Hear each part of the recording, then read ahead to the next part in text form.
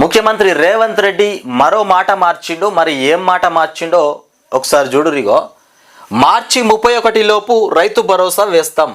జనవరి 26వ తారీఖు నుండి రైతుల ఖాతాల్లో రైతు భరోసా టపాటప్ రాత్రి 12 దాటినాక అందరి అకౌంట్లో పడతాయని చెప్పిండు. కానీ ఇప్పుడు మళ్ళా మాట మార్చిండు. ఏం చెప్తున్నాడంటే మార్చి 31 లోపు అందరి ఖాతాల్లో డబ్బులు వేస్తామని చెప్తుండు. అంటే 2 నెలల సమయం కావాలంట. 2 నెలల సమయంలో డబ్బులు వేస్తామని చెప్తున్నటువంటి మాట. ఇన్ని రకాలుగా మభ్యపెట్టి మాటలు మార్చుకుంటూ కాలం పబ్బం గడుపుతున్నటువంటి అంశం. సీఎం రేవంత్ రెడ్డి మరో టార్గెట్ పెట్టుకున్నారు. ఎప్పుడు కానీ ఏదో ఒక డెడ్ లైన్, నేను చెప్పినా కదా, ఏదన్నా ఒక డెడ్ లైన్ పెట్టుకుని ఆ డెడ్ లైన్ ప్రకారమే పనిచేస్తా అంటాడు. మళ్ళీ ఇప్పుడు మార్చి 31 లోపు రైతు భరోసా వేస్తామంటూ తన సొంత నియోజకవర్గమైనటువంటి కొడంగల్ సాక్షిగా మాట ఇచ్చిరట. 4 పథకాల ప్రారంభోత్సవం సందర్భంగా మార్చి 31ని అధికారికంగా ప్రకటించారు. కొడంగల్ ప్రజలకు తన సొంత డబ్బును కూడా కోట్లల్లో ఖర్చు పెట్టారని స్వాతంత్రం వచ్చినప్పటి నుంచి ఎవరూ పట్టించుకోలేదని వాపోయారు. ముఖ్యమంత్రిని అయ్యాక సమయం కేటాయించకపోతున్నానని కూడా ఆవేదన వ్యక్తం చేశారు. నియోజకవర్గంలో పెద్ద ఎత్తున ఇందిరమ్మ ఇండ్లు చేపట్టనున్నట్టు కూడా తెలిపినటువంటి అంశం. మొత్తానికి 31 అయితే కొడంగల్ ప్రజలకు తన సొంత డబ్బుతోని కోట్లల్లో ఖర్చు పెట్టిండట కొడంగల్ వాళ్ళకి.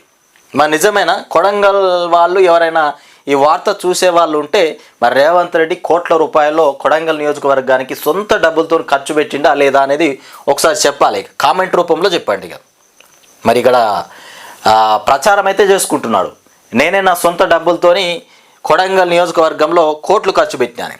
ఇక కొడంగల్ సభలో సీఎం రేవంత్ రెడ్డి, ఇక్కడ చూడరు, కొడంగల్ సభలో రేవంత్ రెడ్డి రేపటిలోగా అందరికీ రైతు భరోసా అని ప్రకటన. ఇక అరగంటలోనే మాట మార్చేసిండు. రేపటిలోగా అందరి ఖాతాల్లో రైతు భరోసా వేస్తామని చెప్పిండు. ఒక అరగంటలోనే మాట మార్చినటువంటి రేవంత్ రెడ్డి మార్చి 31 లోపు ఇస్తామని ప్రకటించిన సీఎం. ఇక కొస్గి మండలంలో 4 పథకాలు ప్రారంభం. నియోజకవర్గంలో 3500 ఇందిరమ్మ ఇండ్లు. వచ్చే 4 ఏళ్లలో 15 నుండి 20 వేల ఇండ్లు కడతాం. 15 నుండి 20 వేల ఇండ్లు కడతారట వచ్చే 4 ఏళ్ళల్లో. వాళ్ళ కాల పరిమితి ఉంది కదా, 4 సంవత్సరాల కాల పరిమితిలో ఈ 15 నుండి 20 వేల ఇండ్లు కడతారట మొత్తానికి వచ్చే 4 ఏళ్ళల్లో. ఇక గ్రామ సభలో కొందరు చిల్లర పంచాయతీలు చేసిర్రు. నియోజకవర్గానికి సొంతంగా కోట్లు ఖర్చు పెట్టా సీఎం రేవంత్ రెడ్డి. గ్రామ సభల్లో కొంతమంది చిల్లర పంచాయతీలు చేసిరట. అంటే చిల్లర వాళ్ళు అన్నట్టు వీళ్ళంతా. ఎవరన్నా మాకు రేషన్ కార్డు రాలేదు, ఇందిరమ్మ ఇల్లు లిస్టులో పేరు రాలేదని అడిగితే వాళ్ళు చిల్లర వాళ్ళు అన్నట్టు. చూడు, వ్యవసాయ యోగ్యమైనటువంటి భూములకు మార్చి 31 లోపు రైతు భరోసా వేస్తామని రేవంత్ రెడ్డి ప్రకటించారు. ఈ పథకానికి 10,000 కోట్లు ఇస్తామని కూడా తెలిపారు. ఇక గణతంత్ర దినోత్సవం సందర్భంగా ఆదివారం నారాయణపేట జిల్లా కొస్గి మండలం చంద్రవంచ గ్రామంలో ప్రజాపాలన 4 కొత్త పథకాలను ముఖ్యమంత్రి రేవంత్ రెడ్డి ప్రారంభించారు. అనంతరం ఆయన మాట్లాడుతూ ఇక కొడంగల్ నియోజకవర్గం నుంచి 4 పథకాలు రాష్ట్రానికి అంకితం అవుతాయని ఇస్తున్నామని కూడా తెలిపారు. 4 పథకాలు కొడంగల్ నియోజకవర్గం నుండి రాష్ట్రానికి అంకితం చేయబోతున్నాడంట. ఆ 4 పథకాలు నిన్న మనం చూసుకున్నాం. ఒక మండలంలో ఒక గ్రామానికి మాత్రమే పైలట్ ప్రాజెక్టు లాగా అమలు చేయబోతాడట. ఇకపోతే ప్రతి లబ్ధిదారుడికి మార్చి 31 నాటికి పథకాలు అమలవుతాయని కూడా హామీ ఇచ్చారు. అయితే రైతు భరోసాపై ఆయన మాట మార్చడం సభకు వచ్చినటువంటి రైతులను ఆశ్చర్యపరిచింది. ప్రసంగం మొదట్లో రేపటిలోగా వేస్తామని చెప్పిన ఆయన అరగంట గడిచేసరికి మాట మార్చడం తీవ్ర చర్చకు దారితీసింది. ఇంతలోనే మాట మార్చేశారా అంటూ సీఎంను రైతులు విమర్శించారు. మార్చి 31 వరకు కొడంగల్ నియోజకవర్గంలో 3500 ఇందిరమ్మ ఇల్లు ఇవ్వబోతున్నామన్నారు. ఇక కొడంగల్లో ప్రతి పేదవాడికి ఇక ఇంటివాడిని చేసే బాధ్యత ఇక సోదరుడిగా తను తీసుకుంటానని కూడా చెప్పినటువంటి అంశం. వచ్చే 4 ఏళ్లలో 15 నుంచి 20 వేల ఇండ్లు కొడంగల్లో ఇస్తామని చెప్పినటువంటి అంశం. 30,000 పుస్తకాలు చదివిన మేధావి కేసీఆర్కు, అమెరికాలో చదివి వచ్చిన కేటీఆర్కు కనీసం ఏం లేదో, కనీసం అట ఏదో కనీసం. కేసీఆర్ అన్ని పుస్తకాలు చదివిండు, కేటీఆర్ విదేశీలో చదువుకొని వచ్చిండు. వాళ్ళకు అసలు ఏం తెలియదు, నాకు తెలిసినంత అన్నట్టు చెప్తుడు. ఇదే ఆయనకు తెలిసినటువంటి కథ. ఇది మార్చి 31లోగా రైతు భరోసా కంప్లీట్ చేస్తా అని చెప్తుండు. మాట మార్చినటువంటి రేవంత్ రెడ్డి మొత్తం మాట మార్చుడే. ఎక్కడ కూడా ప్రజల్ని మరి ఈ రకంగా ప్రజలకు సేవ చేస్తా, ఈ రకంగా ఇచ్చిన మాట నెరవేర్చుకుంటా ఎవరో చెప్తురు, మంత్రో ఎమ్మెల్యేనో చెప్పిండు. కాంగ్రెస్ అంటేనే మాట ఇచ్చిందంటే కాంగ్రెస్ పార్టీ వెనుదిరగదంట. ఇక మాట ఇచ్చిందంటే మాటనేనట. ఇక పేదలకు రేషన్ కార్డు ఇవ్వాలన్న జ్ఞానం లేదన్నారు. రాష్ట్రంలో కొత్తగా 40 లక్షల కుటుంబాలకు రేషన్ కార్డులు ఇవ్వాలని నిర్ణయించామన్నారు. సొంతంగా కోట్ల రూపాయలు ఖర్చు పెట్టా. కొడంగల్ నియోజకవర్గంలో పరిశ్రమల కోసం 1300 ఎకరాల భూసేకరణ ఇక చేశామని కూడా గుర్తు చేశారు. ఇక్కడ ప్రజలను ఆదుకోవాలని పరిశ్రమలు తీసుకువస్తుంటే అధికారులపైన దాడులు చేయిస్తున్నారు. ఎప్పటికీ మనం వెనకబడే ఉండాలా? కొడంగల్ వాళ్ళని రెచ్చగొడుతుండు. కొడంగల్లో పరిశ్రమలు పెడదామనుకుంటేనట కేసీఆర్ అడ్డుకుంటుండట. మనం ఎప్పుడు నిరుపేదల్లాగానే ఉందామా? మరి కేసీఆర్ మనల్ని అడ్డుకుంటుండు. మరి కేసీఆర్ పంచాయతీ ఏంది, కేసీఆర్ కథ ఏందని ఈ రకంగా మాట్లాడుతున్నటువంటి కథ మరో రకంగా నరుక్కొస్తుండిగా. ఎప్పటికీ మనం వెనకబడే ఉండాలా అని కొడంగల్ యువతను అడిగారు. కొడంగల్ యువకులు ఇంకా లుంగీలు కట్టుకొని బస్టాండుల్లో తిరగాల. కొడంగల్కు మెడికల్, ఇంజనీరింగ్, పాలిటెక్నిక్ ఇక జూనియర్ కాలేజీలు వద్దా అని ప్రశ్నించారు. కేసీఆర్ ఆయన మనుషులు కొడంగల్ అభివృద్ధికి అడ్డుపడుతున్నారని విమర్శించారు. నియోజకవర్గం అభివృద్ధి కోసం సొంతంగా కోట్ల రూపాయల నిధులు ఖర్చు పెట్టారన్నారు. స్వతంత్రం వచ్చిన నాటి నుంచి కొడంగల్ నియోజకవర్గానికి ఇక జరగాల్సిన న్యాయం జరగలేదని కూడా రేవంత్ రెడ్డి స్వాతంత్రం వచ్చినప్పటి నుండి కొడంగల్ నియోజకవర్గానికి జరిగేటువంటి న్యాయం జరగలేదట, అన్యాయమే జరిగిందట. ఇక రాష్ట్రం ఎక్కడన్నా పోని, జిల్లాలు ఎక్కడన్నా పోని, ఇకపోతే దేశం ఇంకెక్కడన్నా పోని, కానీ కొడంగల్ నియోజకవర్గానికి మాత్రమే అన్యాయం జరిగిందట.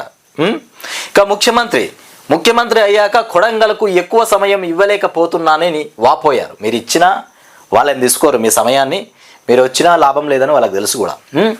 ఇకపోతే 22,500 కోట్లతో 4 లక్షల ఇందిరమ్మ ఇల్లు కట్టిస్తామన్నారు. ఇందిరమ్మ ఆత్మీయ భరోసాలో భాగంగా 10 లక్షల కుటుంబాలకు 6,000 రూపాయలు అందిస్తామన్నారు. ఇకపోతే వలసపోయిన కుటుంబాలు కూడా సొంతూరులో రేషన్ కార్డులు తీసుకోవాలన్నారు. దావోస్ నుంచి 1,78,000 కోట్ల రూపాయల పెట్టుబడులను కూడా రాష్ట్రానికి తీసుకువచ్చానని చెప్పినటువంటి అంశం. ఇక పేదలను ఇంకా అందుకోవాల్సినటువంటి అవసరం ఉందని, గతంలో రైతు భరోసా సాయం 5,000 ఉంటే ఈసారి ఎకరాకి ఏడాదికి 12,000 రూపాయలకు పెంచామన్నారు. ఏటా 20,000 కోట్లను 70 లక్షల మంది రైతు భరోసా కింద రైతులకు చెల్లిస్తామన్నారు. గతంలో కేసీఆర్ 5,000 వేస్తే ఇప్పుడు 6,000 వేస్తామని చెప్పిండు.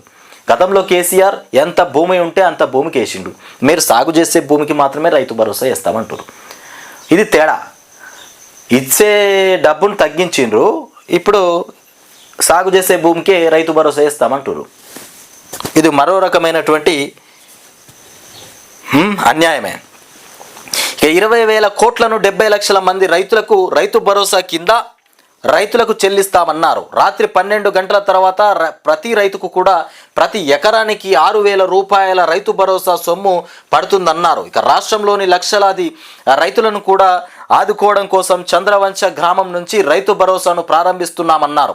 తన పాదయాత్రలో అనేక మంది భూమి లేని పేదలు ఇక తమకు సాయం అందించాలని కూడా కోరారని, ఇందిరమ్మ ఆత్మీయ భరోసా కింద భూమి లేని పేదలకు ఏటా 12,000 రూపాయలను కూడా చెల్లిస్తామన్నారు. 10 లక్షల కుటుంబాలను ఈ కార్యక్రమం ద్వారా ఆదుకుంటామని చెప్తున్నటువంటి అంశం. 10 లక్షల కుటుంబాలను ఈ కార్యక్రమాల ద్వారా ఆదుకుంటారట. ఆ ఇందిరమ్మ ఆత్మీయ భరోసా 12,000 రూపాయలు ఏదైతే ఉందో అది కూడా ఇస్తామని చెప్తున్నారు. ఇవన్నీ చెప్పుడు మందమే కానీ, మాటల మందమే కానీ చేతలకైతే పనికిరావు.